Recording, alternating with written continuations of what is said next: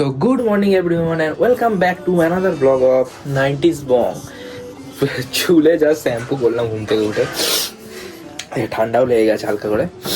আর এখন আজ হচ্ছে কালী পুজো, বাঙালির দীপাবলি, মানে এবারেও কন্ট্রোভার্সি এটাকে দুদিন পড়েছে কালী পুজো।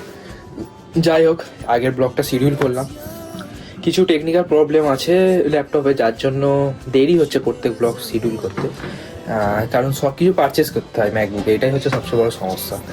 যাই হোক, আগের দিনে বাড়ির আপডেটটা তো কিছুদিন আগের ছিল, এখানে মানে আগে ব্লগে বলেছিলাম আমাদের যে কন্ট্রাক্টর কাকু আছে খুবই মানে তাড়াতাড়ি করে আর খুব ভালো কাজ করে। জাস্ট দুদিন পরে শ্যুট করছি, ঠিক আছে। আর আজকের ভিডিওটা মানে আগের দিনের ভিডিওটা দুদিনের প্রোগ্রেসটা সবাইকে দেখা। ফাইনালি এখানে সব কটা পিলার আবার উঠে গেছে উপরে, এখন আর কাঠ দিয়ে হচ্ছে না, পুরোপুরি মানে লোয়ার স্ট্রাকচারে। আর এই যে কাকু এখানে কাজ করছে, সিঁড়ি উঠছে উপরে। everyone, welcome back to our channel, to a brand new vlog. আজকে দীপাবলি, তাই দীপাবলি শুভেচ্ছা সবাইকে, হ্যাপি দিওয়ালি। আজকে যেহেতু আমাদের ভেজ, আজকে পুজো অবশ্যই পড়বে, মানে কালী পুজো হবে, সেই কারণের জন্য আজকে আমাদের সব শুকনো খাবার দেওয়ার হয়, মানে ভাতটাকে অ্যাভয়েডই করি। কিন্তু আমার মা বললো যদি খেতে চাস সেটা করতে পারিস, ভাত আমি খুব একটা চাই না খেতে, তাও ওই খেতে হয় অল্প, সেটাই খাই। তাই হঠাৎ করে আমার ইচ্ছা হলো আজকে আমি একটু পোলাও বানাবো। মায়েদের জন্য পরোটা আলুর দম তো হয়েই গেছে, দিদা করে ফেলেছে অলরেডি। মায়ের শরীরটা খারাপ, তাই গেছে ডাক্তার দেখাতে। আমি এখন বানাবো হচ্ছে পোলাও। আমার কেক রয়েছে, কালকে একটা, আজকে কোনো কেকের অর্ডার নেই, তাই জন্য আমি ভাবলাম যে কেন করা যেতেই পারে। তো চলো কীভাবে বানাচ্ছি একটু শেয়ার করি। ফার্স্ট টাইম করছি, ইউটিউব দেখেছি, একবার কাকিমার থেকে জেনেছি, কারণ কাকিমা খুব ভালো পোলাও রান্না করে, একদম ঝরঝরে হয়। আমি সত্যিই কোনোদিন করিনি, জানি না কেমন কি হবে।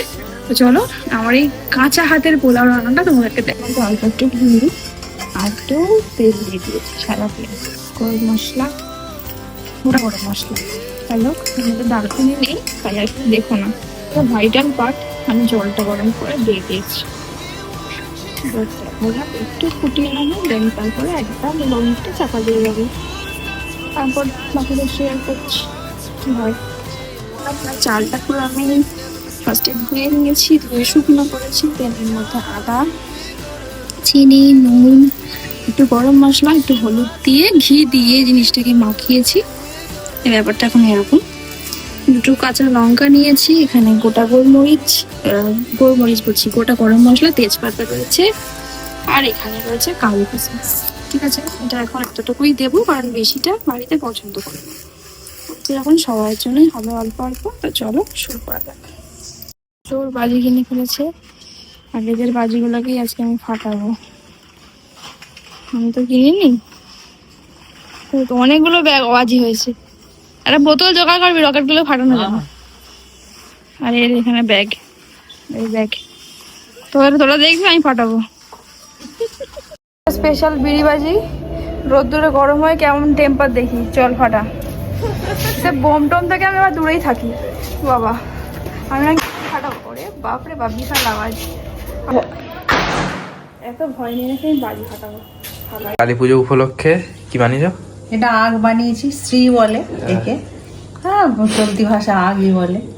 আর এটা ঠাকুর বানিয়েছি, ঠাকুরটা সোজা দিকে করতে হয়। হ্যাঁ, কালী পুজো উপলক্ষে এখানে হচ্ছে ডালপুরি, আর আমাদের পুজো হবে এখানে, ঠাকুর বাউন ঠাকুর আসবে। বাবান দেখতেই পাচ্ছ তোমরা, সবসময় কালী পুজো নিয়ে ইন্টারেস্ট থাকে, আজকেও আছে। পুরো পাড়ায় এখন ও দায়িত্ব নিয়ে নিয়েছে মোমবাতি জ্বালানো। এসে গেছে পুজো করতে।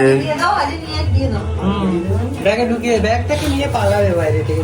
ব্যাগ আর অনেকে এই লাইনে এরা বলতে চাল দেবে না, চাল তো দেবে না, ওই জন্য চাল ব্যাগটা নিয়ে পুজো হচ্ছে। এই তোমার মুখটা দেখাও, ব্লগে দেখাবো।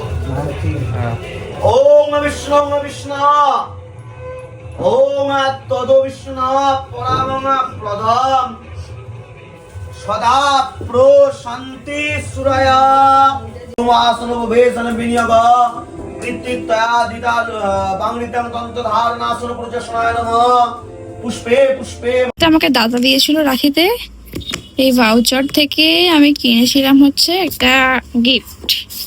তো সামনে তো এঙ্গেজমেন্ট রয়েছে, তাই ঘড়ি পরতে হবে, তাই ঘড়ি কিনেছি। চলো ঘড়িটা কেমন কি দেখা যাক। এই হচ্ছে ঘড়ি, এটা আমি পরবো। এই চেনটা তো বেশ বড় সড়ো, 3-4টে চেন কাটাতে হবে। তো ঘড়িটা কেমন অবশ্যই জানিও।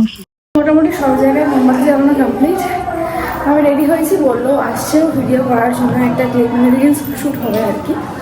আগে কোনো প্ল্যান ছিল না, হঠাৎ করে প্ল্যান হয়েছে, তাই বললো রেডি হতে। এটা করেছি, আসছে দেখা যাক। আমাদের রিল শ্যুট হবে এখানে, ক্যামেরা রেডি। এখানে এরা এখন সব খোলাখুলি করছে, এদিকে প্রচুর বাজি ফাজি ফাটছে। সবার বাড়ি হচ্ছে আলোয় আলোকিত। বাঙালির তো ছাদই বসে জামা কাপড় মেলার জন্য, তাই এই সমস্ত এখানে দেখো একটা ফানুস উঠছে, সেটা এখন খোলা চলছে দড়ি ফড়িগুলো। আর সকালবেলায় মা চিৎকার করবে। ফানুসটা উড়ে যাচ্ছে, দেখতে পাচ্ছ গাইস, ফানুস ফানুস। আর ওখানে হচ্ছে আমাদের পুজো হচ্ছে, পাড়ার পুজো।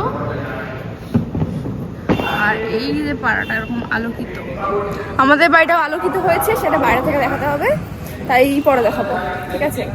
এই যে ফানুস উঠছে, আমরা একটা অলরেডি ছেড়েছি, কিন্তু এখন এটা কি করতে হয়েছে আমি বুঝতে পারছি না। ওটা খুলতে লাগবে না। সো গাইস, এখানে আমাদের পাড়ার ঠাকুর উঠেছে। কালকে তো বাজি ফাজি ফাটিয়ে ঘুমিয়ে পড়েছিলাম খাওয়া দাওয়া করে, আর ব্লগটা কন্টিনিউ হয়নি। এখন রেডি হয়েছি ঠাকুর দেখতে যাবো বলে। এখন ওখানে বেরোবে, সাথে ও আছে, ওদের দিকে ঠাকুর বেশ সুন্দর সুন্দর প্যান্ডেল হয়, তো ওখানেই যাবো। কিন্তু তার আগে রয়েছে আমার একটা কেক ডেলিভারি, সেটাই আমি এতক্ষণ ধরে বানাচ্ছিলাম। আমি রেডি হয়েই হাফ কাজ করতাম। এই থিমের কেকটা আমি ফার্স্ট টাইম বানিয়েছি, তোমরা জাস্ট দেখো। তোমরা কোনটা খাবে সেটা কিন্তু কমেন্ট করে বলতেই হবে, কে কোনটা খেতে বেশি পছন্দ করো। ওকে, এই হচ্ছে আমার কেক, ঠিক আছে। এটা বানিয়ে আমি খুব খুশি হয়েছি। এবার তোমরা আমাকে বলো, আমি কি এটা মোমোর দোকান দেবো? মোমোর শেপগুলো কি প্রপার হয়েছে? মানে যদিও এইটা আমি অতটা ভালো করতে পারিনি আমার মনে হচ্ছে, বাট বাকিগুলো কি প্রমিনেন্ট এসছে? তাহলে বলো একটা মোমোর দোকান দেবো, আইডিয়াটা কেমন? তো এখানে আমাদের বাড়ির সামনেই একেবারে ঠাকুরটা উঠেছিল, কিন্তু আমাকে ফিরে দেখতে হচ্ছে।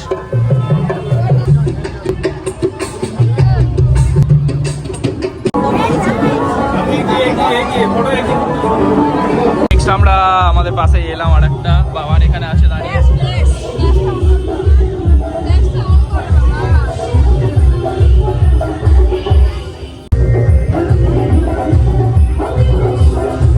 আমরা এখন ঠাকুর দেখে এখানে খেতে এসেছি, এখানে অর্ডার দিয়েছি। হ্যাঁ হ্যাঁ, এটা খেয়ে পেট ভরে যাবে, দেখ না। অনেক বড় পেট তো, না করতে পারে। তাই তো বাবা, আরো দিন খাওয়া